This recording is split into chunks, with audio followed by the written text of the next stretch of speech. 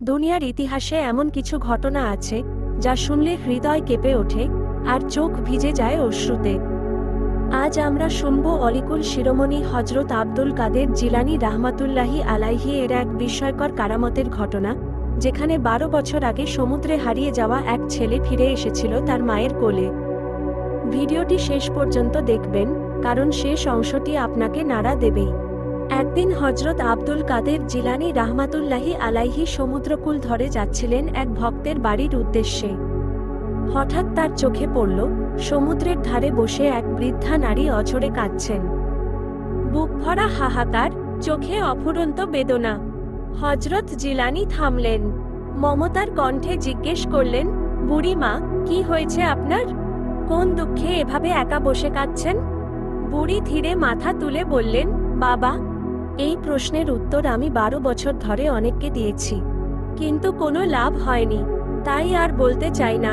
হজরত জিলানী আবার বললেন, বুড়ি মা, শেষবারের মতো বলুন, যদি পারি আমি আপনার কান্না থামাবো। বুড়ির কণ্ঠ কাঁপছিল।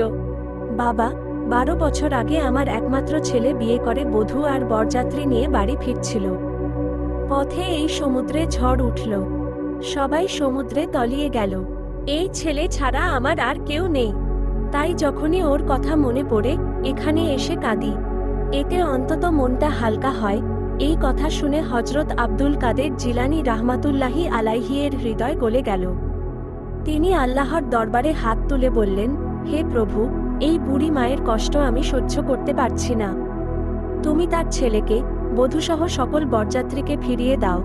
আসমান থেকে জবাব এলো, হে আব্দুল কাদের, ১২ বছরে তাদের দেহ ও অস্তিত্ব সম্পূর্ণ বিলীন হয়ে গেছে। এখন কিভাবে তাদের ফিরিয়ে দেওয়া সম্ভব? হজরত জিলানী বললেন, হে আল্লাহ, যদি ১২ বছরের অস্তিত্ব ফিরিয়ে দেওয়া অসম্ভব হয়, তবে কেয়ামতের দিনে কোটি কোটি বছরের মৃতদের তুমি কিভাবে উঠাবে? আমি এই বুড়ি মায়ের কান্না থামানোর ওয়াদা করেছি।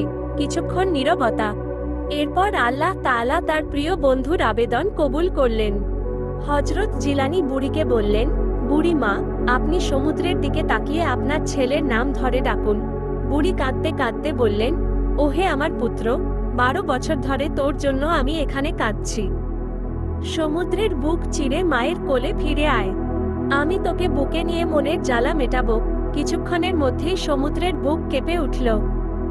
ঢেউয়ের মাঝখান থেকে এক এক করে উঠে এলো তার ছেলে, তার বধূ এবং সকল বরযাত্রী। যে পোশাকে, যে বয়সে, যে চেহারায় তারা ১২ বছর আগে ডুবে গিয়েছিল, ঠিক সেই অবস্থাতেই। বুড়ি মায়ের চোখে তখন শুধু পানি নয়, আনন্দ, কৃতজ্ঞতা আর বিস্ময়।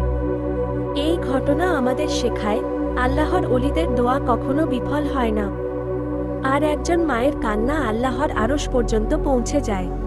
যদি গল্পটি আপনার হৃদয় ছুঁয়ে থাকে, তাহলে ভিডিওটি লাইক করুন, চ্যানেলটি সাবস্ক্রাইব করুন এবং প্রিয়জনদের সাথে শেয়ার করুন।